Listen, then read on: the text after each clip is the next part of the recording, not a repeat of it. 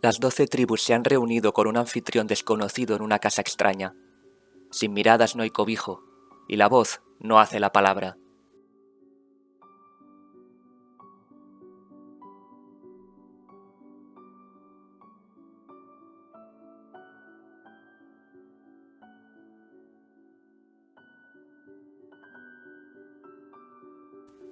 La RAE define el adjetivo multicultural como caracterizado por la convivencia de diversas culturas, e intercultural como que concierne a la relación entre culturas.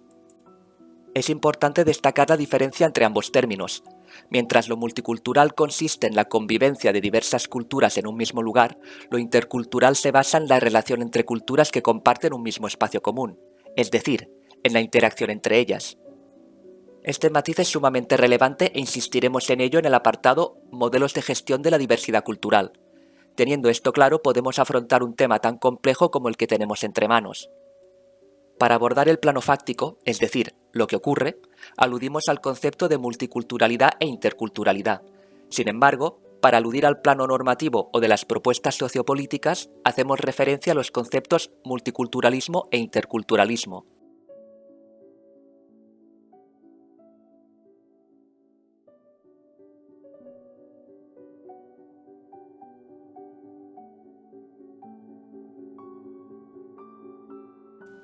La cultura es una construcción social aprendida y transmitida que sirve para poder entendernos a nosotros mismos y, a su vez, relacionarnos y diferenciarnos con el resto. La cultura va más allá de las fronteras, permite organizar la sociedad y, por ende, está caracterizada por la diversidad. La diversidad cultural representa en sí mismo la unidad humana. En su práctica diaria, la cultura es cosificada, estática y restringida, al igual que tiene una estrecha relación con las identidades culturales basadas en aspectos concretos como el país de nacimiento, la lengua o la religión. En cuanto a la gestión de la diversidad cultural, dicho concepto puede ser entendido tanto enriquecedor como perjudicial. En las últimas décadas se promueve educar en la diversidad, tener presente la interacción, la inclusión y el enriquecimiento de esta. Sin embargo, la diversidad social aparece asociada a situaciones de conflicto, caracterizándose por hacer referencia a la distinción, indicando tanto aceptación o rechazo, positivo o negativo, o inclusión-exclusión. La diversidad es esencial para la formación de un grupo como tal. El grupo, para conformarse, necesita llevar a cabo una construcción del otro, ocasionando una relación diferenciada entre ambos. Este mecanismo permite tomar conciencia de uno mismo como grupo, mirándose frente a una perspectiva ajena, dando lugar a diferentes procesos de gestión de la diversidad cultural.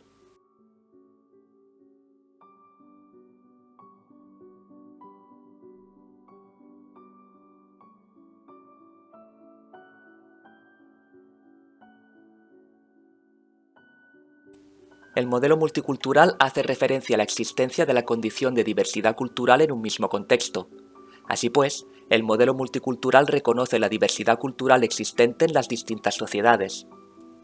Podríamos definir entonces multiculturalidad de la siguiente manera. La multiculturalidad, caracterizada por la venencia de diversas culturas, hace referencia a la presencia y coexistencia de varias culturas en un mismo territorio, en un mismo espacio geográfico, sea una región determinada, un país cualquiera o incluso todo un continente, y sus límites territoriales adquieren diversas formas y obedecen a disímiles razones, sin que haya influencia, interacción o reciprocidad entre ellas, ni se aboga por la asimilación de costumbres ajenas a la cultura propia, ya que esto podría ser causa de serios conflictos. En cuanto al modelo intercultural, es una manera de gestionar la diversidad presentada en un contexto multicultural. Por lo tanto, definiríamos interculturalidad de la siguiente manera.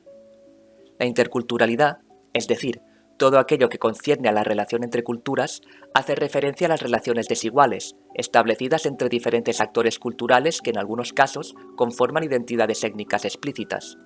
Pese a que tales relaciones comúnmente son descritas y aceptadas como heterogéneas y asimétricas, la interculturalidad aboga por la plena interacción y convivencia de diferentes culturas en un mismo espacio, promoviendo valores como la diversidad y la integración. En otras palabras, la interculturalidad se refiere a la presencia e interacción equitativa de diversas culturas y a la posibilidad de generar expresiones culturales compartidas a través del diálogo y del respeto mutuo.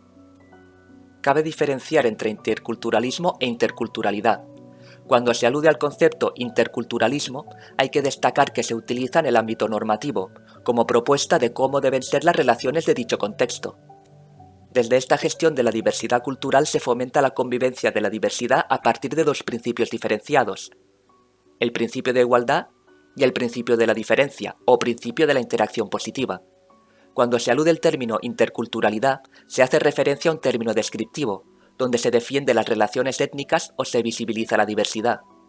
En la siguiente imagen quedan plasmadas de forma abreviada las principales diferencias entre los discursos multiculturales e interculturales.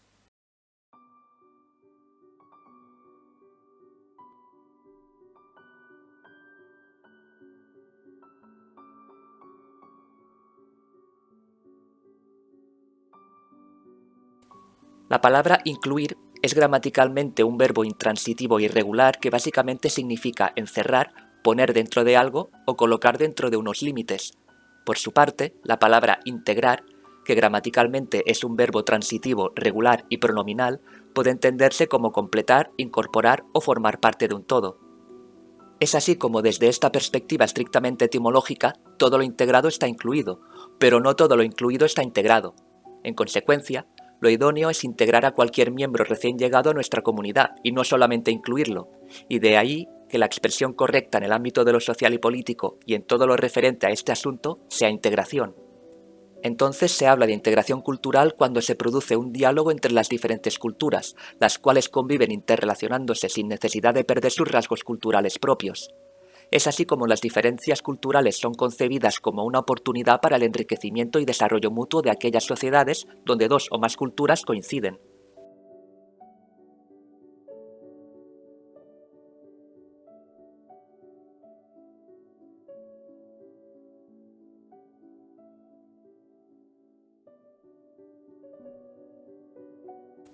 Cabe citar que en el ámbito fiscal los países nórdicos proponen un alto gasto, explicado principalmente por la inversión en programas de seguridad social y servicios para su población. Así, datos del Banco Mundial de 2021 muestran que en el 2018 este grupo de países superaba el 35% del ratio gasto-PIB. De este modo, a pesar de los elevados niveles de gasto en los países nórdicos, sus ciudadanos perciben que el dinero es utilizado de manera efectiva y en su beneficio. Para financiar sus programas, los países nórdicos requieren altos niveles impositivos, al punto que la proporción impuestos-PIB suele estar por encima del 38%. Asimismo, suelen optar por impuestos progresivos que aumentan de forma drástica con variaciones proporcionales a los ingresos. Esto se debe principalmente a que el Estado interviene y tiene como función la redistribución equitativa y justa para toda la población en los diferentes estratos sociales. A su vez, se entiende que los trabajadores y consumidores soportan mayores cargas tributarias que las empresas, en contraste con la tendencia de otros países donde se carga la mayor parte de los impuestos a las empresas. Por todo lo expuesto, los países nórdicos son considerados como sociedades avanzadas que se fundamentan en un gran pacto social entre el Estado, los partidos políticos, los sindicatos, las empresas privadas y la sociedad civil en todas sus expresiones. El pacto se centra en lograr sociedades con altos niveles de equidad.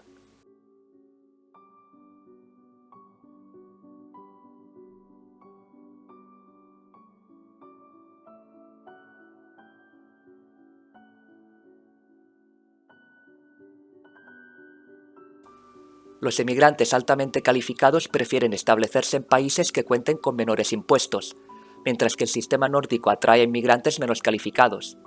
Además, debido a las facilidades del estado de bienestar, existe una disminución en los incentivos para los inmigrantes de trabajar y más bien una mayor motivación para depender de la asistencia social.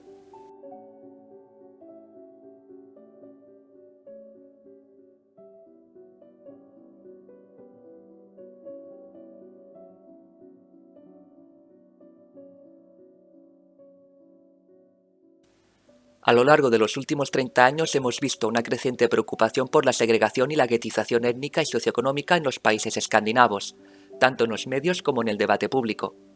Estas preocupaciones ilustran las formas en que la migración, la integración, las cuestiones urbanas y de vivienda se relacionan con los campos políticos. Esta conexión a menudo se refiere a la gestión de la diversidad a través de la planificación urbana, lo que representa un desafío universal para las metrópolis debido a una asociación entre diversidad y desórdenes espaciales. Dinamarca y Suecia, al ser estados de bienestar similares con diferentes políticas de migración e integración, son un caso interesante de comparación. Los discursos sobre la diversidad urbana han evolucionado de manera algo diferente en dichos países. La investigación comparada ha demostrado que a pesar de una preocupación política compartida por la segregación, las estrategias difieren significativamente con respecto al marco de la segregación, sus explicaciones causales y las políticas propuestas. Suecia es comparativamente más grande y se ha afirmado como un país progresista y moderno que abraza oficialmente el multiculturalismo, mientras que Dinamarca es un país pequeño que después de la descolonización y las derrotas militares se convirtió en una sociedad cada vez más cerrada y nacionalista. Sin embargo, la cultura cívica en ambos países está imbuida de una noción predominante de igualdad que se refleja en el estatus de los dos países como estados de bienestar, a pesar de que el Partido Moderado gobierna Suecia desde octubre de 2022. Esto también se refleja en los esfuerzos de ambos países por desarrollar viviendas públicas como parte de sus planes nacionales de bienestar. Los debates contemporáneos sobre la segregación en Suecia y la guetización en Dinamarca giran principalmente en torno a estas áreas dominadas por viviendas públicas ubicadas en los suburbios de las ciudades más grandes. Estas áreas han sido sujetas a varios proyectos y estrategias basados en mezclar tipos de tenencia y composición de residentes.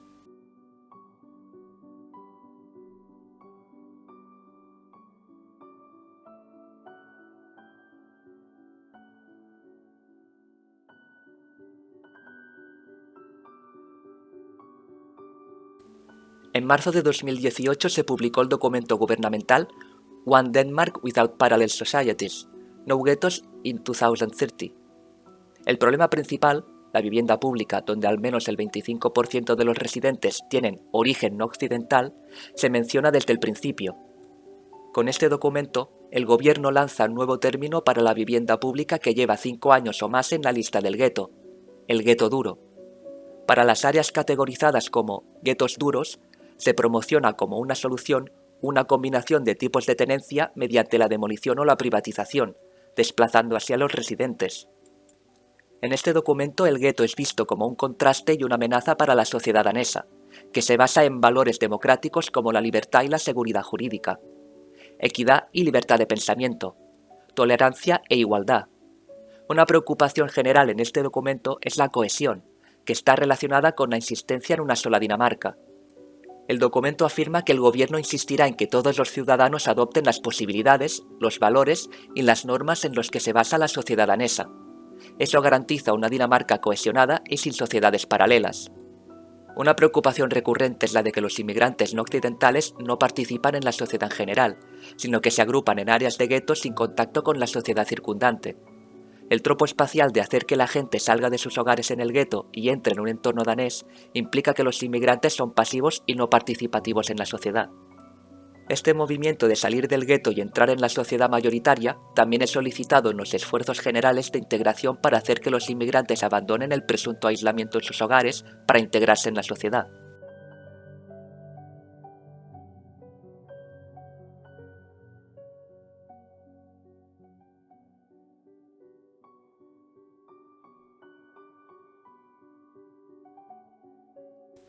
En 2016 se lanzó un programa de reforma contra la segregación, al que siguió en 2018 la Estrategia Gubernamental a Largo Plazo para Disminuir y Contrarrestar la Segregación.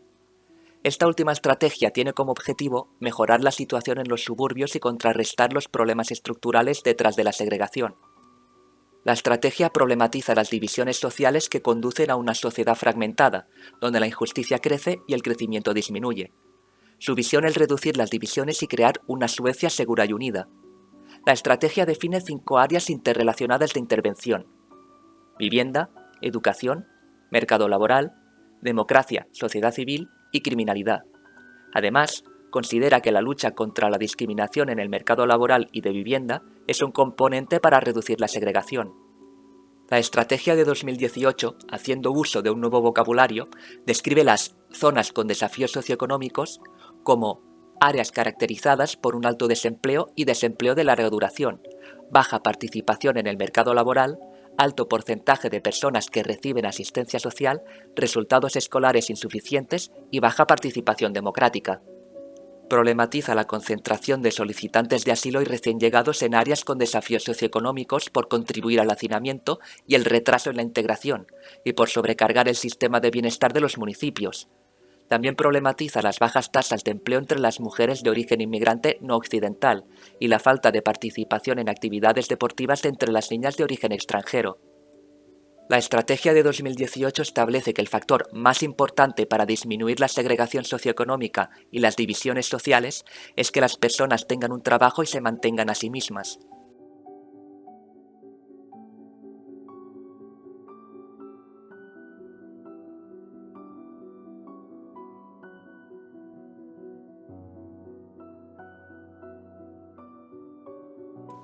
La opción más beneficiosa para todos los involucrados en procesos de migración e interacción social es la integración, dado que se acepta, por un lado, la existencia de una sociedad diversa social y culturalmente, y por otro, el respeto de que cada grupo mantenga y exponga sin limitación alguna sus rasgos culturales y de identidad propios, evitando la exclusión y marginalidad social de cualquier miembro de la comunidad y por ende de su grupo.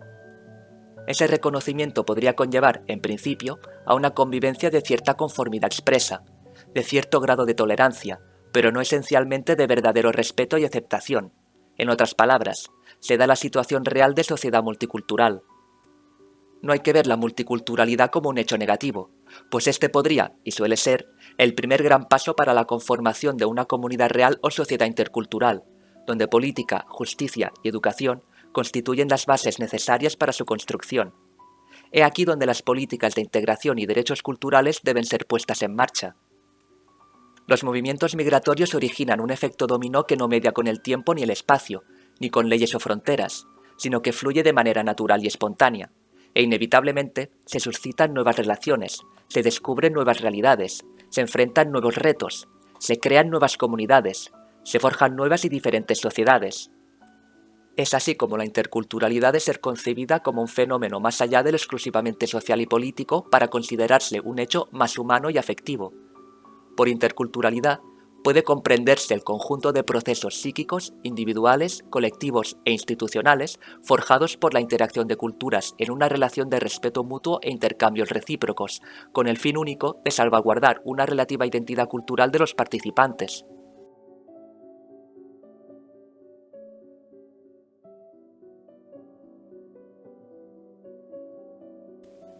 Las reticencias salen por la puerta cuando se abraza el bagaje foráneo. Se lo invita a comer en la misma mesa y a compartir diferentes platos, que son de todos,